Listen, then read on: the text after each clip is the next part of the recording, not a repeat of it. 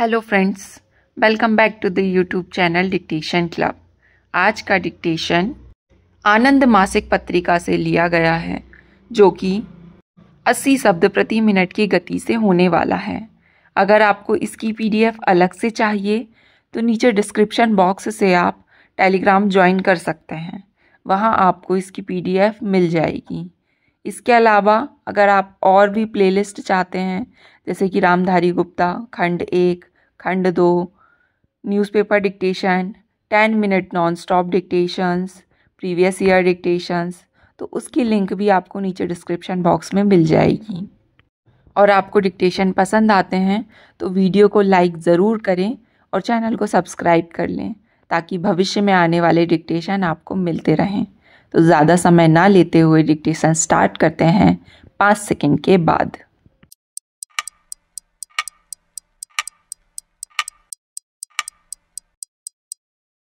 Start. महोदय, राष्ट्रीय एकता परिषद सब राज्यों का प्रतिनिधित्व करती है। यह केवल 2 को छोड़कर संसद की समस्त राजनीतिक पार्टियों और दलों का प्रतिनिधित्व करती है, और मुझे आशा है कि ये 2 पार्टियां भी देश के समक्ष उपस्थित एक सर्वाधिक महत्वपूर्ण समस्या को मिलजुल कर सुलझाने के महान प्रयास में हिस्सा लेंगी। इसमें मजदूर संघों, वाणिज्य और उद्योग, शिक्षा शास्त्रियों और उन लोगों के प्रतिनिधि हैं जो राष्ट्रीय एकता के लिए स्वेच्छा से काम करते हैं। जब सन 1962 में पहली राष्ट्रीय एकता परिषद का गठन हुआ था, तब कुछ निर्णय लिए गए थे। यह दुर्भाग्यपूर्ण है कि हमारी सीमाओं पर चीन के हमले के फलस्वरूप महान राष्ट्रीय एकता उत्पन्न होने के कारण हम लोग इसके प्रति कुछ उदासीन हो गए थे और उस समय परिषद को भंग कर दिया गया था। यह पुनर्गठित परिषद सार्थक तरीके से कार्य करेगी और एक स्थायी संगठन बन जाएगी। आप सब लोगों ने यह ध्यान किया होगा कि इस सम्मेलन के बारे में कुछ लोगों ने कुछ बातें कही हैं और परिषद के पुनर्गठन के बारे में कुछ शंकाएं प्रकट की गई हैं, लेकिन देश के बड़े हिस्से ने इस कार्यवाही का स्वागत किया है, विशेषकर उन लोगों ने जो देश के भविष्य के विकास के बारे में गहराई से सोचते हैं। मैं आप सब को यह आश्वासन देना चाहती हूँ कि यह बैठक बुलाने का हमारा दलगत उद्देश्य नहीं है।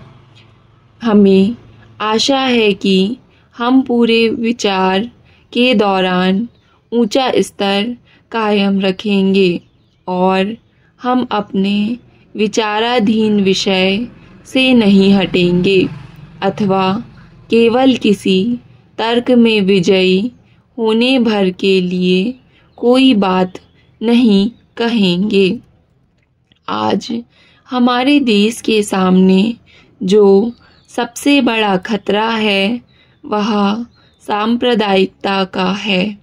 स्वतंत्रता के बाद और उस समय जब हम यह सोच रहे थे कि इस समस्या का प्रायः हल निकल आया है, देश के विभिन्न भागों में एक बार फिर सांप्रदायिक दंगे होने लगे।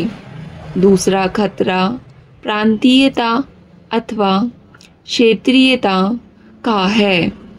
मैं समझती हूँ कि सांप्रदायिकता से जो बात भड़कती है वे ही इसके लिए भी जिम्मेदार है। तथ्य यह है कि एक ऐसी ही भावनाओं का विस्तार मात्र है। राष्ट्रीय एकता को जो एक और खतरा है और जो संभवतः अन्य खतरों को जन्म देने वाले कारणों में से एक है। यह देश में आज भी मौजूद असमानता है। कानून के अंतर्गत और सिद्धांत रूप में पुराने भेद भावों को समाप्त कर दिया गया है, लेकिन जिस तेजी से पिछड़े हुए वर्गों और जातियों तथा अल्पसंख्यक लोगों तथा ऐसे ही अन्य वर्गों की महत्वाकांक्षाएं बढ़ रही हैं, उतनी ही तेजी से इन वर्गों के लोगों के आगे बढ़ने के अवसर नहीं बढ़ रहे हैं। एक अन्य तथ्य जो हमें एकता के सूत्र में बांध सकता है अथवा अलगाव का कारण बन सकता है वह भाषा है। इस परिषद का उद्देश्य देश की एकता बढ़ाना तथा एक ऐसा मंच प्रस्तुत करना है जो देश के विभिन्न भागों में एकता बढ़ाने के लिए की गई कार्यवाहियों का मार्गदर्शन करेगा और उनसे संपर्क रखेगा। महोदय, जैसा कि उप प्रधानमंत्री जी ने कहा है कि यह बैठक एक बड़ी राष्ट्रीय समस्या का हल निकालने के लिए मिलकर काम करने का एक उपयोगी अभ्यास कर रही है। मैं सब सदस्यों को यहाँ आने का कष्ट उठाने और इस सुंदर नगर के आकर्षण के रहते हुए बहुत रात गए तक बंद कमरे में बैठकर विचार करने के लिए धन्यवाद देती हूँ। मैं उनके सहयोग और सहायतापूर्ण दृष्टिकोण की प्रशंसा करती हूँ। हम यह जानते हैं कि यहाँ विभिन्न विचार रखने वाले लोग मौजूद हैं और कोई सामान्य दृष्टि अपनाना सरल नहीं है, लेकिन इसके बावजूद हम यह कर सके यह बड़ी उत्साहवर्धक बात है। हमारे श्रम के परिणाम लक्ष्यों की घोषणा में दिए गए हैं। मुझे आशा है कि गरिमा, ईमानदारी, सहिष्णुता और विवेक रखने वाले हमारे समाज के लोग इस घोषणा से प्रेरणा प्राप्त करेंगे और इस बात पर कार्यान्वयन करेंगे। 3 उप समितियों ने जो सिफारिशें की हैं और जिन्हें एकमत से स्वीकार किया गया है, काम का आधार बनेंगी, लेकिन ढील की कोई गुंजाइश नहीं है। मैं समझती हूँ कि हम सब यह अनुभव करते हैं कि स्थिति कितनी गंभीर है और हमने जिस यात्रा का समारंभ किया है वह कितनी लंबी और कठिन है। आज की दुनिया में कोई भी देश जहाँ का तहाँ स्थिर नहीं रह सकता और ना दूसरों के प्रगति की उपेक्षा कर सकता है। आधुनिक इतिहास राजवंशों का इतिहास नहीं है, बल्कि उन्नति का इतिहास है। भारत को अपनी सभ्यता के अनुरूप आगे बढ़ना चाहिए, पर इसके साथ ही हमें अपनी सभ्यता के आधुनिक संदर्भ में व्याख्या करनी चाहिए, ताकि इसका अर्थ आज के सामान्य स्त्री पुरुषों की समझ में आ सके। हमें इतिहास के इस परिप्रेक्ष्य में राष्ट्रीय एकता परिषद की इस बैठक का मूल्यांकन करना चाहिए।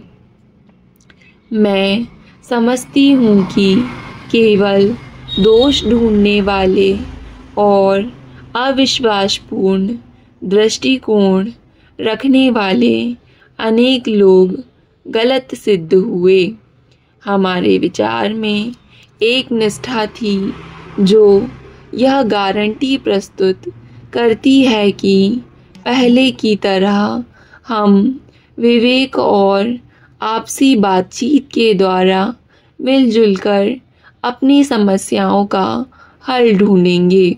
सार्वजनिक नैतिकता और भद्रता को उच्च महत्व देने से राजनीति गरिमापूर्ण बन जाती है, लेकिन जब इसकी बुनियाद घृणा अथवा शत्रुता पर खड़ी रहती है, तब यह पतन का कारण बनती है। जो तनाव और संघर्ष आर्थिक असमानता के कारण है, उनका हल निकालने में लंबा समय लगेगा। यदि हम सही दिशा में आगे बढ़ें और देशवासियों के सामने सही तथ्य रखें, तो मुझे संदेह नहीं कि ये स्थिति को समझेंगे और सहयोग देंगे। यह बात अच्छी तरह से समझ में आती है कि राज्यों के राजनीतिक नेता और विभिन्न राजनीतिक दल लोगों की आवश्यकताओं और महत्वाकांक्षाओं का ध्यान रखें। आवश्यकताओं और महत्वाकांक्षाओं को पूरा करने की मांग करते समय हम यह ध्यान रखें कि ये मांगें तभी पूरी हो सकती हैं जब पूरे देश की संपदा बढ़े।